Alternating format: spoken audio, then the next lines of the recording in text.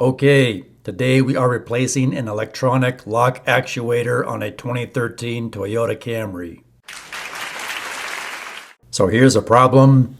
When I press the key fob to unlock the door,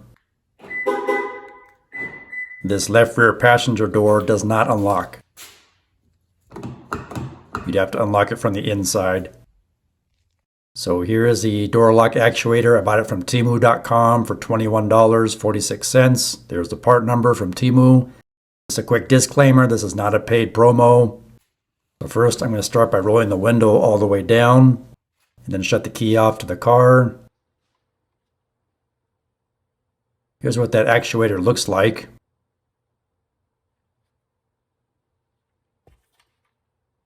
You'll need a few tools. You'll need a Torx screwdriver or bit, a Phillips head screwdriver or Phillips head driver bit, and these plastic body panel automotive removal tools.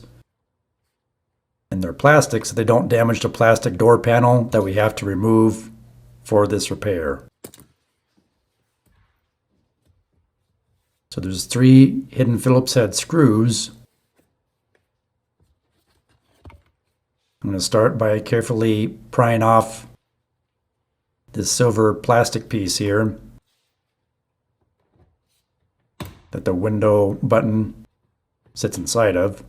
See, it is held in by clips. There's a screw there. So again, it's a hidden Phillips head screw. So I'll unscrew that. And then I'll carefully disconnect this wiring harness connector right here. There's a little tab you got to press, and then it just pulls out or unplugs. Like so.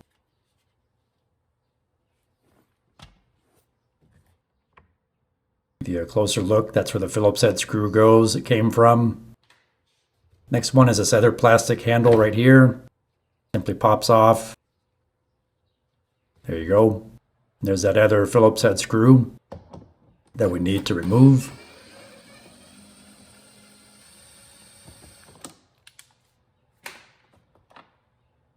Then the third Phillips head screw sits behind this little black cover plate where the door handle is right there. So again, let's unscrew that third Phillips head screw.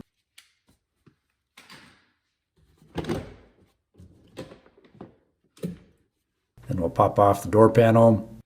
Now this plastic needs to be carefully peeled back. This butyl tape or sealant is really sticky, so be careful. You can reuse it. You don't need to peel it all the way off, just enough to get in there to remove the old actuator and install the new one. I disconnected the wiring connector that connects to the electric actuator. And that's as far as we need to peel that back, is right about there. And then with a Torx bit, I'm going to remove these 3 Torx screws on the side of the door here, on the back end of the door. Those are what actually hold the actuator to the metal door frame or the body of the door.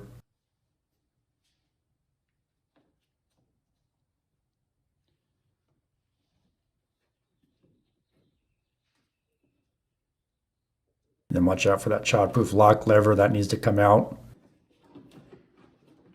And we're just going to finagle it out carefully.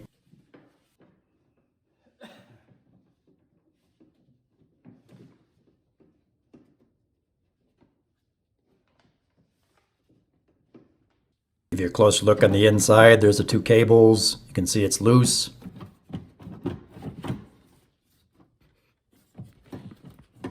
Just kind of got to gently rock it down and work it out of this opening. Like so.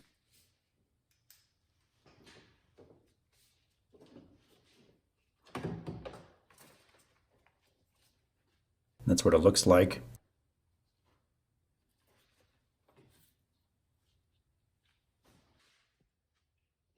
You can see inside there.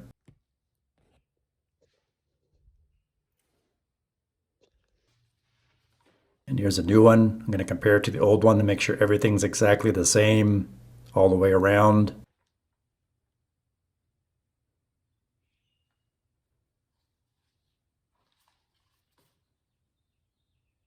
Next step will be to detach the cables from the old unit and attach them to the new unit. They're kind of like bicycle cables. So we'll pop open these little covers. See, they're both exactly the same. And they simply pop out fairly easily.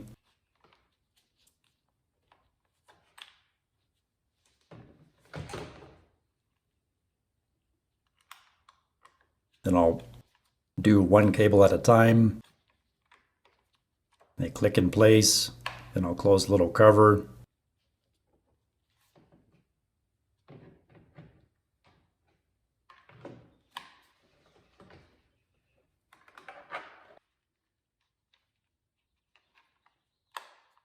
Now we'll do the second cable.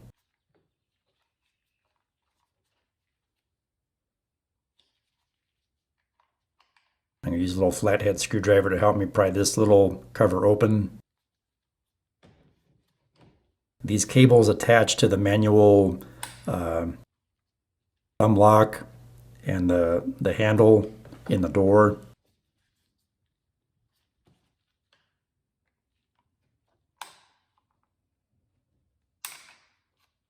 There we go.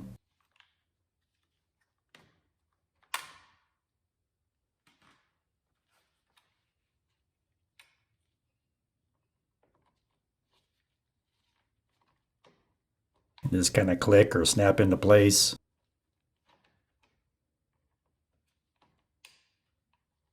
In this bottom one, it's important that you fully close that black cover, make sure it snaps into place so it holds the cable in place. And I had to use a pair of pliers to just gently squeeze it shut. There we go.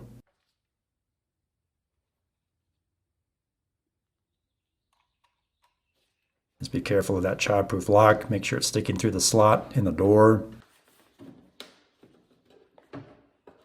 And you just basically do all your steps in reverse now to install it and put the door back together. Just take your time, be careful.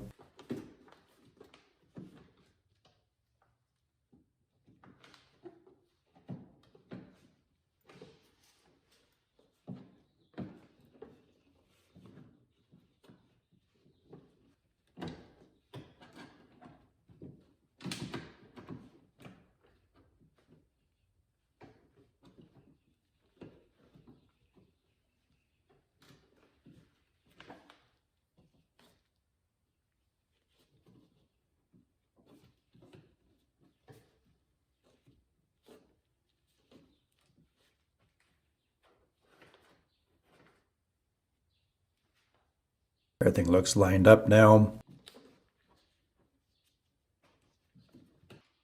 Go ahead and put these torque screws back in.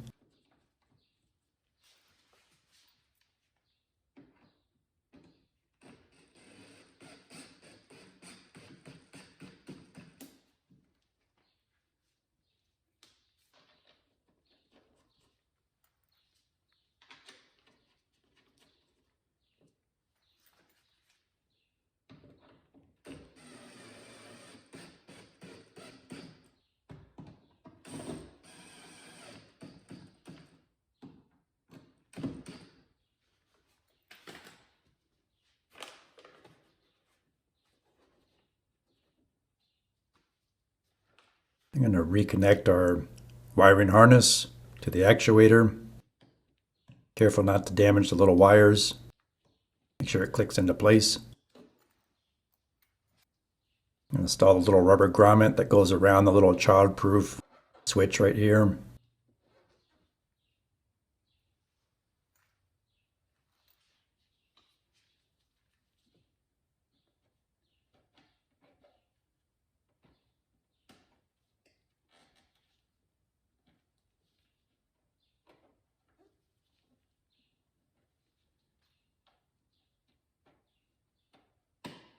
Looks good.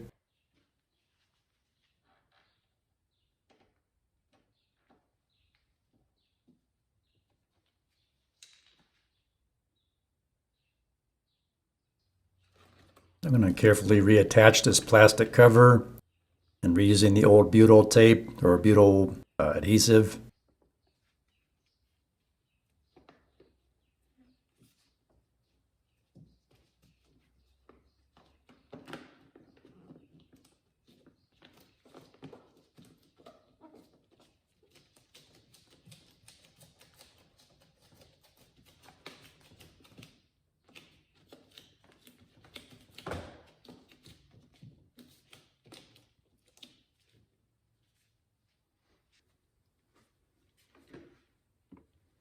I'll get ready to reinstall the door panel. I'll need to feed this lever through the door panel.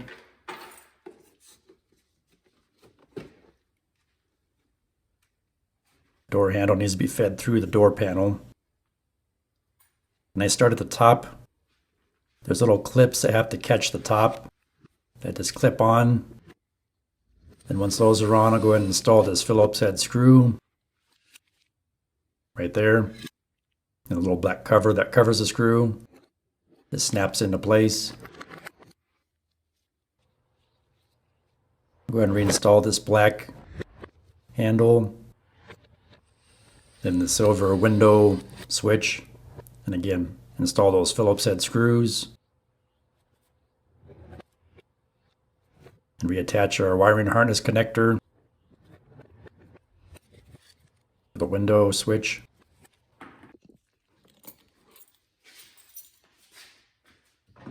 Let's give it a test. Woo!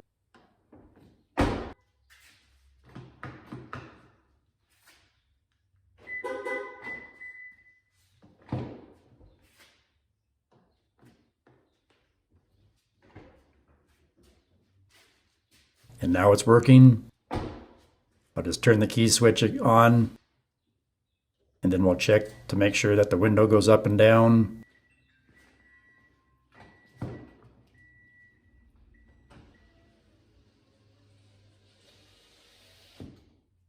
There you go. If you're a facilities maintenance professional and you're looking for a training aid or a resource guide, there's a link in the video description below where you can buy this book in ebook or paperback format for your team or yourself. Has lots of reference and resource material. Shop equipment drawings if you need to fabricate shop equipment for your facility, and more. I hope you find it helpful.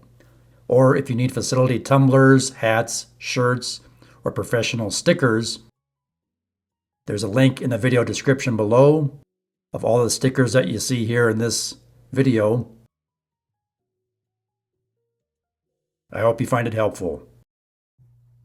Please like, share, subscribe, leave me a comment, and thanks for watching.